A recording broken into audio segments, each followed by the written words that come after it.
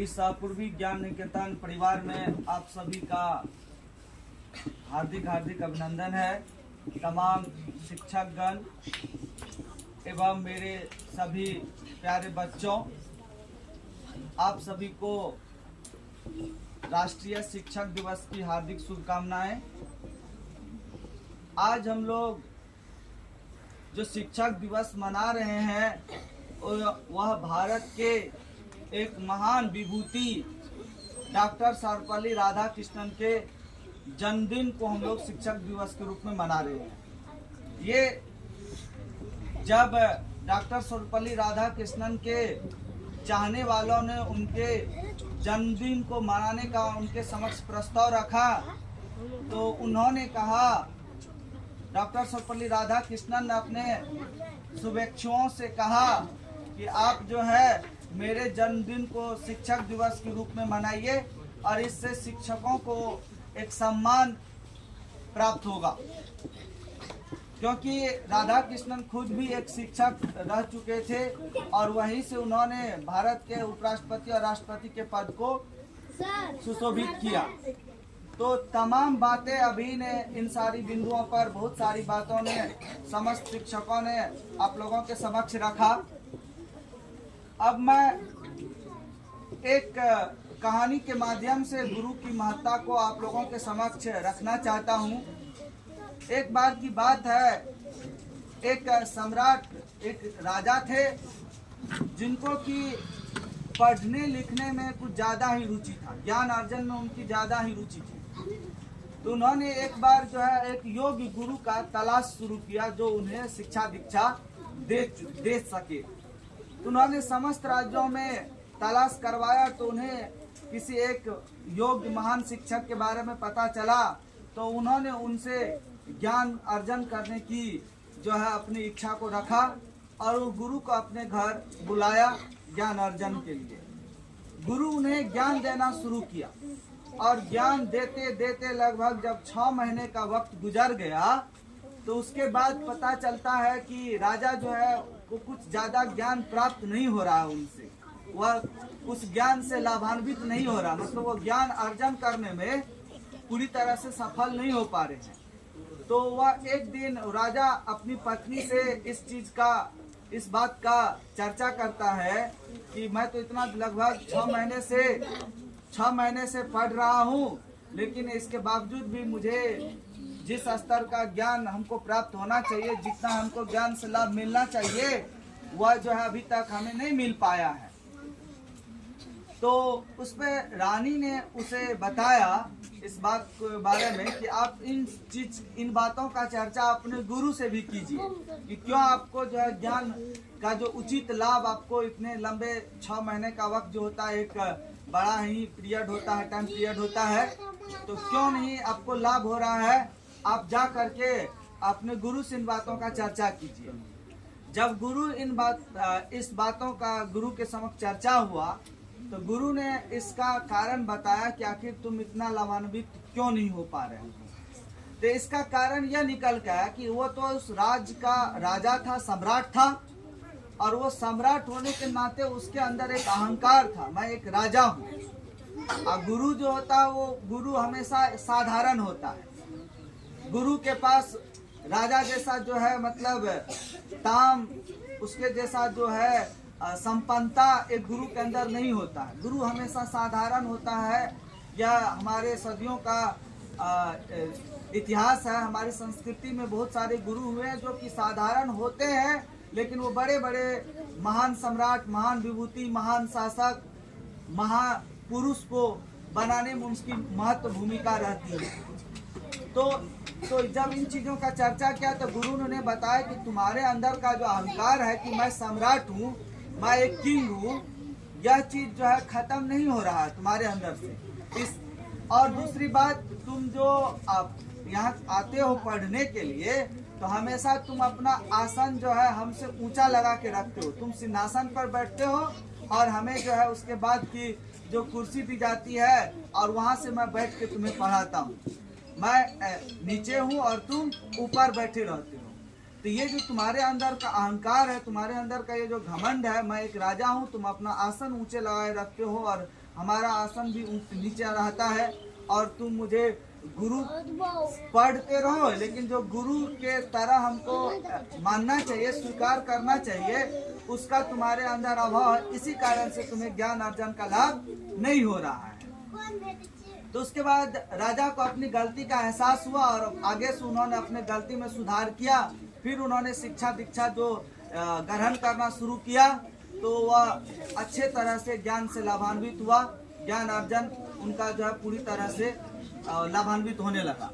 तो मेरे कहने, अरे तुम लोग शांत रहेगी, शांत रहेगी, दिमाग नाम का चीज नहीं है तुम लोगों को।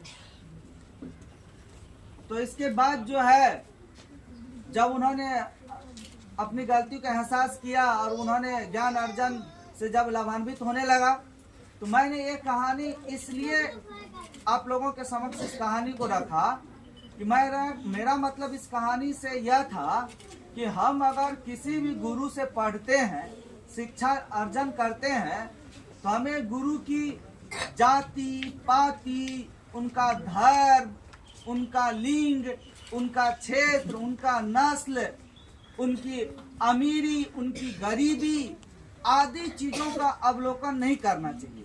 गुरु इन सब चीजों से ऊपर उठकर होता है। गुरु अपने आप में ही एक शब्द जो है वो अंधकार से प्रकाश की ओर ले जाने वाले शब्द रहा है। इसका अर्थ ही होता है जो अंधकार से प्रकाश की तरफ ले चले, जो असत्य से सत्य की तरफ ले चले, वो गुरु होता है। जैसे कि हमें भले ही हमारे माता पिता जन्म देता हो, और लेकिन उस जन्म के बाद जो हमारा एक पुनर्जन्म होता है वो गुरु के समक्ष जाकर के होता है। कि गुरु क्या करते हैं कि जैसे कुम्हार एक सना हुआ मिट्टी को जैसा चाहे वैसा वो आकार दे देता है, घड़ा बना देता है, उसको दीप बना देता है, अन्य अन्य जो आकार में बदल देता है वो सना हुआ कच्ची मिट्टी को, ठीक उसी तरह से गुरु के पास जब बच्चा आता है तो वो सना हुआ मिट्टी के समान होता है। और गुरु उन्हें आकार दे दे करके जैसा वह बच्चा के इंटरेस्ट को देखते हुए वो जैसा चाहता है उस तरह से अपने मेहनत और गुरु के सानिध्य में शिक्षा प्राप्त करके जीवन में ऊंची मुकाम, ऊंची उपलब्धि को प्राप्त करता है। तो मेरा आप लोगों से यह शिक्षक दिवस पर एक अपील रहेगा कि कभी भी जीवन में किसी भी शिक्षक से ज्ञान अर्जन किए हैं तो उनके ज्ञानों के आप कद्र करें, उनका सम्मान करें, उनका अनादर न करें, क्योंकि कहा गया है इस धरती पर ऐसा कोई भी धन नहीं जिस धन को दे करके हम गुरु के ऋण से मुक्त हो सकते हैं। हम गुरु के ऋण से मुक्त नहीं हो सकते हैं। तो इस प्रकार हमारा अगर शास्त्रों की बात करें तो खास करके कबीरदास ने जो अपने दोहों के माध्यम से बातें रखी है गुरु के बारे में, गुरु के बारे में कहा कि यह तन विष की बेल री, गुरु अमृत की ठार, शीश दिए ज्ञान गुरु मिले तो भी सस्ता ज्ञान। कहने का अर्थ यह था कि कह रहा है हमारा शरीर जो है ये जहर है, यह तन जो है विष की बेल है, लेकिन गुरु है जिनके सानिध्य में जा करके हम जो है, गुरु एक अमृत की ठार के समान, एक अमृत की डाली है जिसके सानिध्य में हम रह करके हम अपने जीवन में अच्छी उपलब्धियां हासिल करते हैं, एक हम पूर्ण मनुष्य बनने की कोशिश करते हैं। तो वो माध्यम गुरु है। गुरु जो है एक सड़क के समान होता है, खुद तो अपने जगह स्थिर रहता है लेकिन उस पर चलने वाले लोगों को उसके मंजिल तक पहुंचा देता है। जैसे सड़क अपनी जगह स्थिर है, अगर यहाँ से हमको पटना जानी है तो पटना वाली सड़क स्थिर है, लेकिन उस पर चलने वाला आदमी चलते चलते पटना पहुंच जाता है। तो उसी तरह से गुरु है, एक शिक्षक अपने जगह स्थिर रहते हैं और वहाँ पर उसके पास आने वाले, ज्ञान अर्जन करने वाले हमेशा पढ़ते जाते हैं, आगे बढ़ते जाते हैं और जीवन में सफलता प्राप्त करते हैं, ऊंची मुकाम को हासिल करते हैं। यह जो है कंटिन्यू रहता।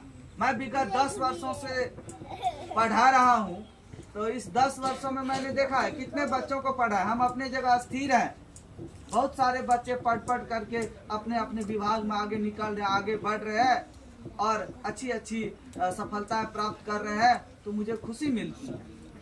तो बस शिक्षक जो है वह जो है एक सड़क के समान है, एक दीपक के समान है। दीपक जो खुद जलता है और प्रकाश फैलाता है, तो शिक्षक भी एक क्लास में आते हैं, अपने हर चीज, गमों को, हर तकलीफों को, अपनी पारिवारिक शारीरिक तकलीफों को, कलेशों को भुला करके जब बच्चों के समक्ष आते हैं, हंसते हुए मुस्कुराते हुए किताबों के साथ उन नन्हे मुन्ने बच्चों के साथ खेलते हंसते पढ़ाते चले जाते हैं।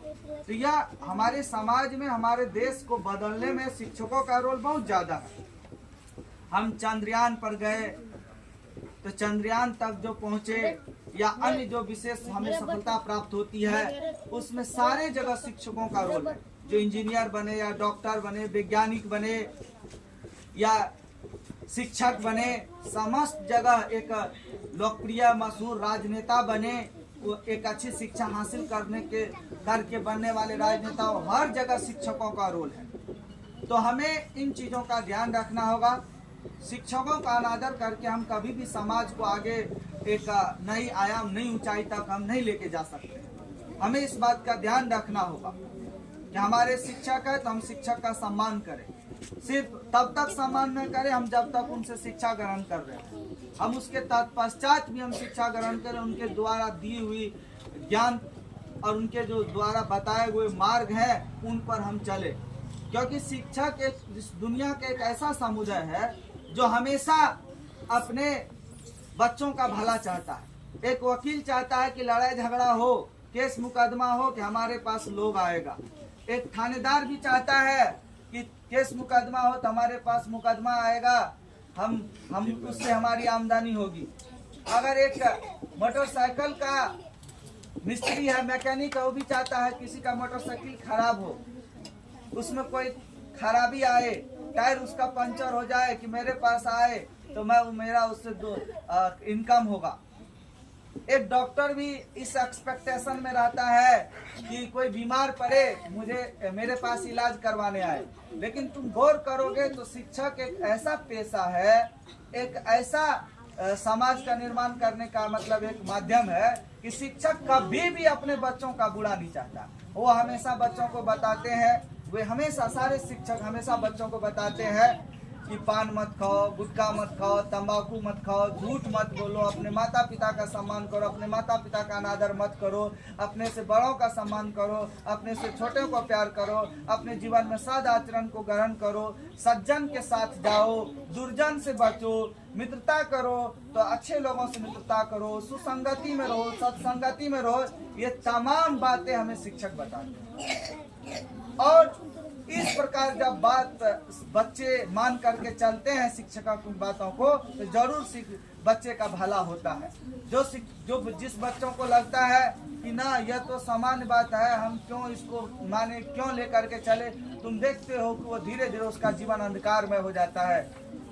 तो इसलिए हमेशा अपने शिक्षकों के द्वारा दिए हुई बातों को, ज्ञानों को हम मानकर अपने जीवन में चले। इसी में हमारे जीवन की भलाई है। हम अपने समस्त शिक्षकों के प्रति श्रद्धा और सम्मान रखें। इसीलिए हम लोग शिक्षक दिवस के रूप में मनाते हैं और सारी जो है शिक्षक और समाज से जो जुड़ी हुई बातें हैं उनको जो है हम लोग चर्चा करते हैं, ताकि जो है हम शिक्षकों की भूमिका क्या है उनको ना भूल पाए। तो मैं इस शिक्षक दिवस के अवसर पर एक बार फिर सबसे अपील करूंगा कि अपने जीवन में आप लोग जितने भी शिक्षकों से ज्ञान अर्जन किए हैं और आगे भी करेंगे, समस्त शिक्षकों के प्रति दिल में श्रद्धा और सम्मान का भाव रखिएगा। उनके द्वारा बताई गई बातों को पालन करके चलिएगा और इसी से हमारा समाज एक उन्नत समाज बनेगा, उत्कृष्ट समाज बनेगा और हम जो दुनिया में फिर से विश्व गुरु बनने का हम सपना देख रहे हैं तो इसी से संभव हो सकता है। तो इन्हीं सब बातों के साथ मैं अब अपनी बातों को विराम देना चाहता हूं और मैं पुनः आप समस्त शिक्षकों एवं छात्र छात्राओं को इस शिक्षक दिवस की हार्दिक शुभकामनाएं व्यक्त करता हूं।